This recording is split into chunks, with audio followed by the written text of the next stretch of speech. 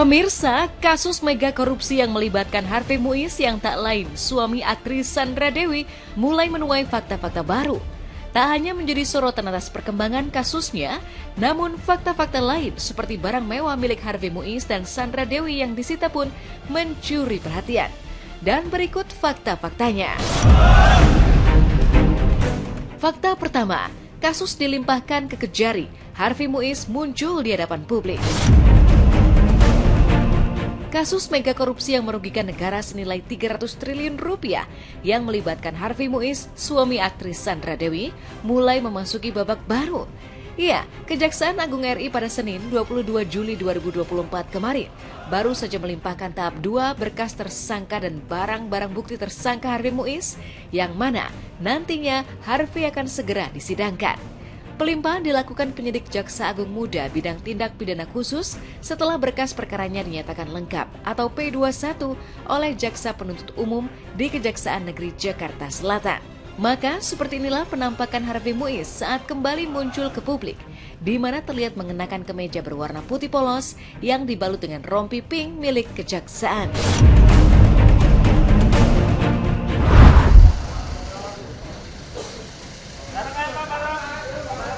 Tangan aja, Pak.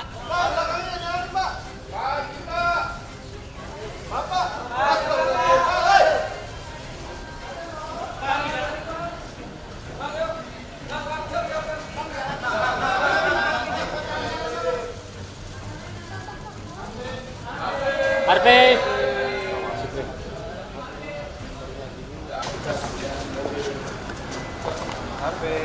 Harvey.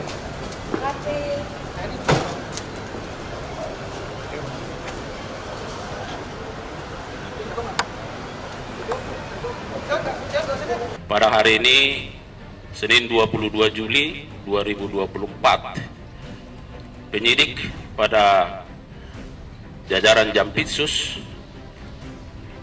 menyerahkan tersangka dan barang bukti atas 2 tersangka yang pada waktu lalu telah dinyatakan lengkap. Adapun tersangka yang diserahkan oleh penyidik ke penuntut umum adalah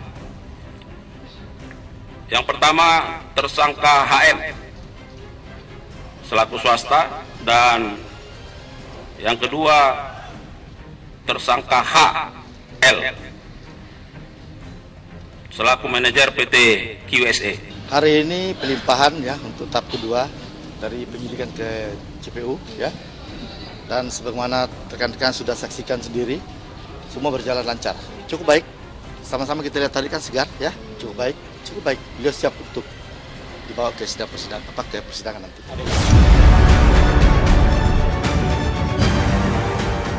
Fakta kedua, deretan barang mewah jadi barang bukti.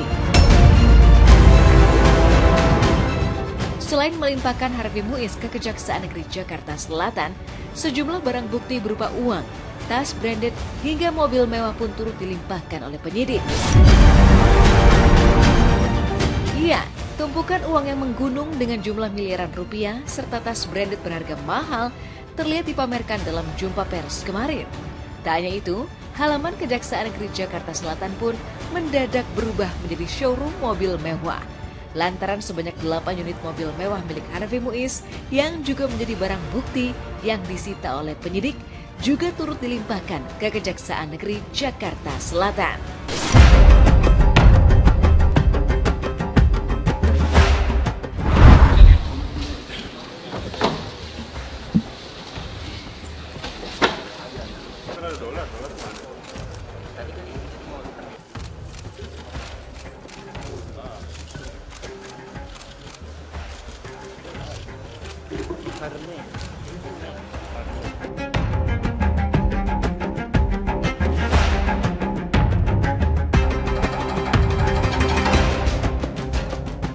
Penyidik pada kesempatan ini selain menyerahkan kedua tersangka untuk menjadi tanggung jawab dari penuntut umum, juga menyerahkan beberapa barang bukti, baik barang bukti elektronik, dokumen, dan barang bukti lainnya.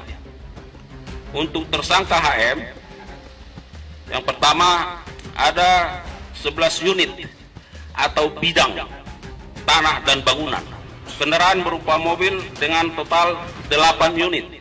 Ada tas branded sebanyak 88 unit. Ada perhiasan sejumlah 141 buah. Uang mata uang asing USD 400.000 USD. Kemudian uang bentuk rupiah 13 miliar 581.013.347 rupiah. Jadi termasuk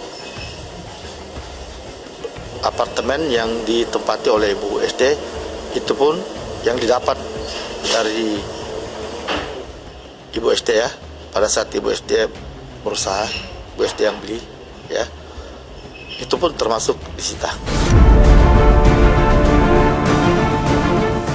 Fakta ketiga, Sandra Dewi keberatan 88 tas branded disita.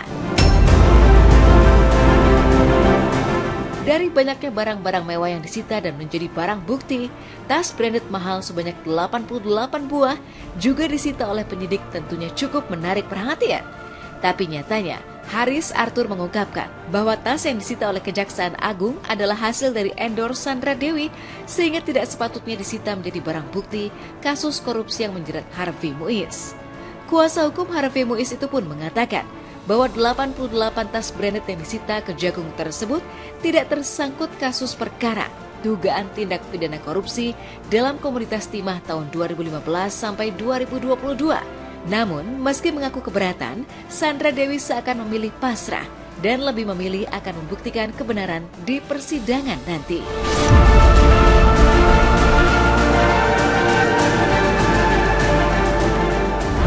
Nah, Ibu SD keberatan.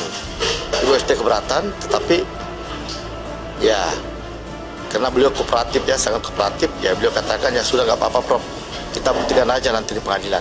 Nah itu dia, makanya coba tanya penyidik deh ya, karena seluruh endorse sudah diperiksa, dipanggil dan menyatakan benar itu pemberian dari pada saat Bu SD dulu ya, didapat dari endorse Bu SD sendiri ya.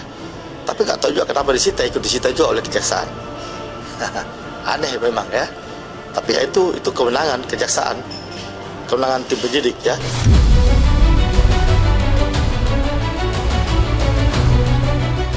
Fakta keempat, menurut Sandra Dewi, perhiasan mewah yang ikut disita adalah barang jualan. Iya, selain kecewa lantaran sebanyak 88 tas branded miliknya yang disita, Haris Arthur pun menyebut bahwa Sandra Dewi juga mempertanyakan mengapa perhiasan miliknya juga turut disita. Padahal sejumlah perhiasan itu adalah barang jualan milik Sandra Dewi yang memang tidak ada sama sekali kaitannya dengan perbuatan yang dilakukan oleh Harvey Muiz, suaminya itu.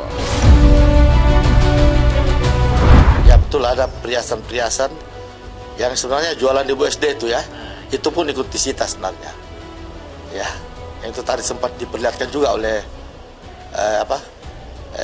penyidik ya. Ya benar, ada berapa unit, cuma saya nggak tahu nilainya berapa, saya belum tahu. Tapi itu sebenarnya jualan dari Ibu SD sendiri. Asli memang milik Ibu SD. Nggak ada kaitan dengan perbuatan yang dilakukan oleh Pak HM sama sekali.